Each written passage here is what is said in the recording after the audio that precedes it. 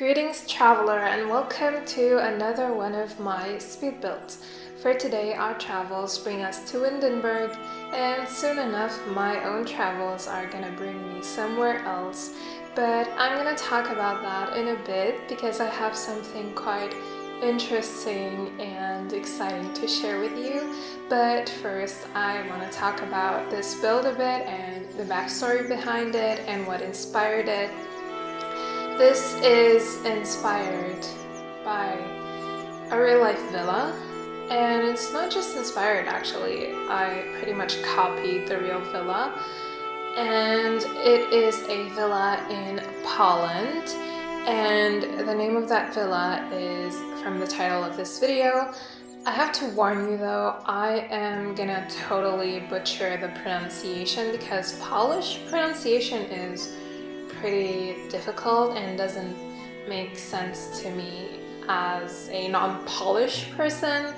I also sang a Polish song once, and it was just a big struggle to memorize the lyrics. But anyway, this villa is called Villa Gąseckich, and let me tell you, I had to do a lot of research and I figured out on my own how to pronounce each letter because I couldn't find the pronunciation of the whole word. So I had to do a lot of research and figure out how to pronounce this because, you know, Polish letters have a pretty different pronunciation than what they are in English. So yeah, I think I got a little close to the true pronunciation, at least I hope so. If you're Polish, please let me know in the comments, I would appreciate it. But anyway, the real-life villa is currently abandoned, unfortunately, but it is listed for sale. It's quite expensive given how disrepaired it is, like it's pretty broken down and it's almost in ruins. So it was listed for like 700 something euros, which is quite expensive given the state of disrepair it is in. So yeah, if you have €1 million or 2 million euros to spare, definitely go and buy this villa and renovate it and give it the life it deserves because it is very beautiful. And I'm gonna put in a photo for you so you can see it. Here it is. I found it on Pinterest, and immediately when I saw it, I just really wanted to recreate it. And here in The Sims, I wanted the villa to not be abandoned, but have that abandoned and old and spooky vibe. So I did add a few things that some people might find questionable, and they might find that it doesn't look too good, but I am personally obsessed with abandoned places and all those like creepy and spooky vibes, so I wanted this place to have that as well.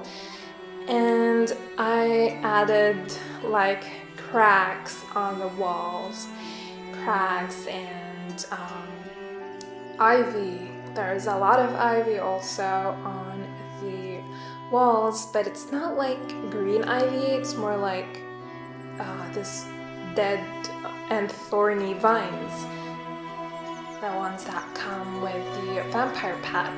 And around the villa I also placed a few dead trees from the vampire pack as well.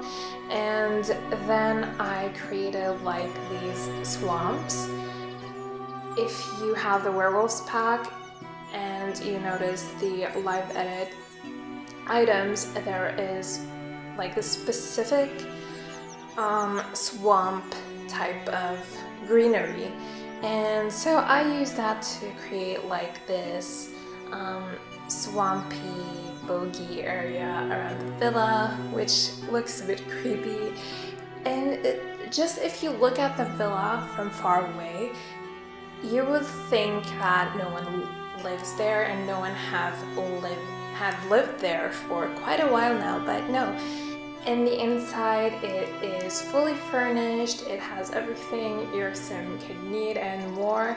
And it's actually, and this is gonna be a surprise, and maybe some of you won't understand it, but I decided to mostly furnish the interior in a very modern way.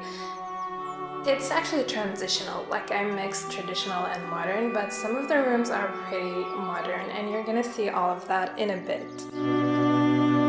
Oh, and I also got the inspiration for the pool from this photo that I found on Instagram. I'm also gonna put it for you so you can see it. And I was supposed to make this pool in like a pool type of lot, but I don't think I'm ever gonna do that actually, so I just decided to make it with this villa here, since it is a 64 by 64 lot and it's quite huge, so I didn't know what to do with the entire space, so that's why I put the pool in here, and then we have the swamp in the front, and in the back of the lot I made this like fake orchard.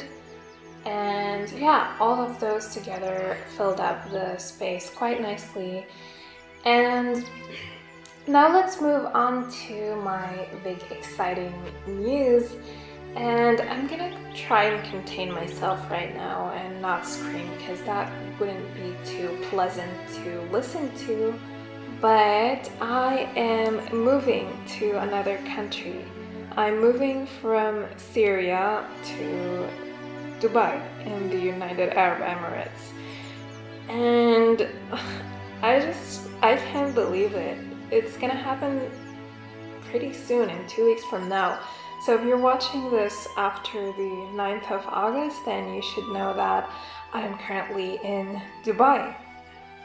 And this is quite huge for me, because if you watched the news in the past 10 years, then you probably have an idea of how things are like in Syria right now, how they have been for the last 10 years. It has been awful. Like, my entire life felt like it was on hold for the last 10 years, and now I just feel like I finally have the chance to be free and set goals and just go and achieve whatever I want to achieve, because before I just didn't feel like I could do any of that. It's so surreal. It feels like a dream, and I probably won't believe that it's gonna be true until I'm on that airplane and I'm in like mid-air and heading to Dubai. I think that's when it's gonna hit me that, okay, this is happening. I'm so in disbelief, but I'm so happy and I'm so excited, and I just can't wait to see where my life leads me next.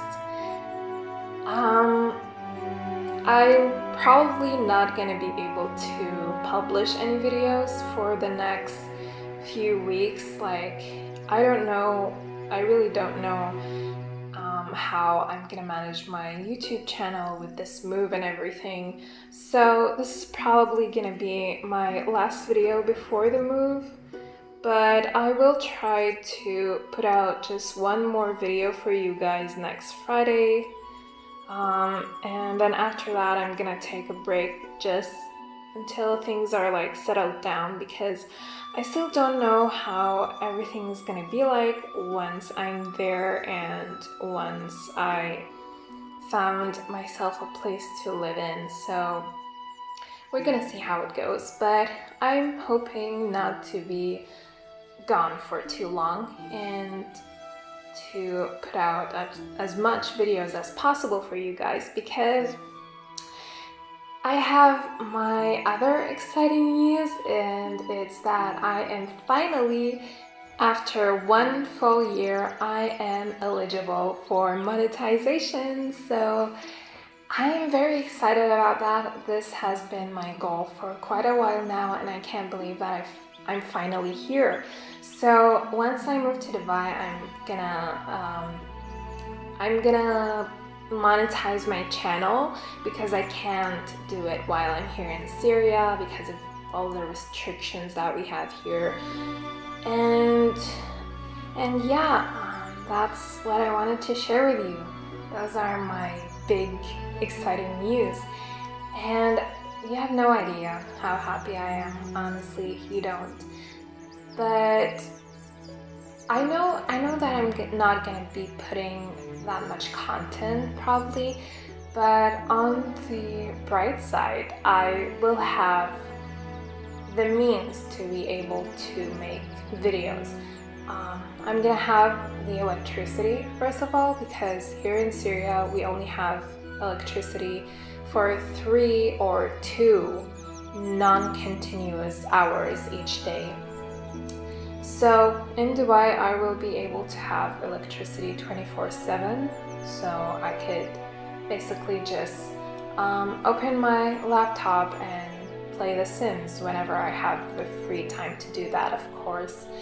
And the second thing is I'm gonna have the internet to be able to upload more videos, because that has also been an issue for me here. My internet bill is currently very expensive, so I can't upload more than 1 video a week. And once I'm in Dubai, I'm probably not going to be able to upload more than 1 video a week, but that's going to be because of the lack of time and not, money or electricity or whatever.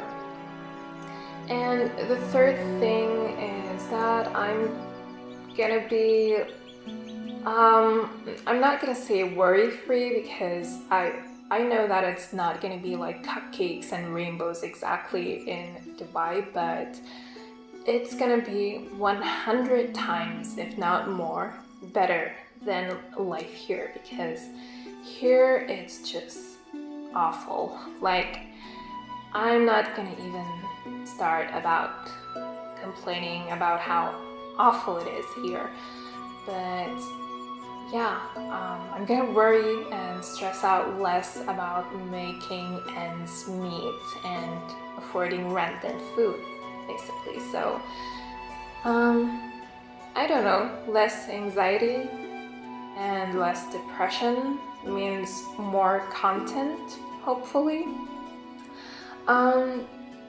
And yeah, that's what's gonna happen.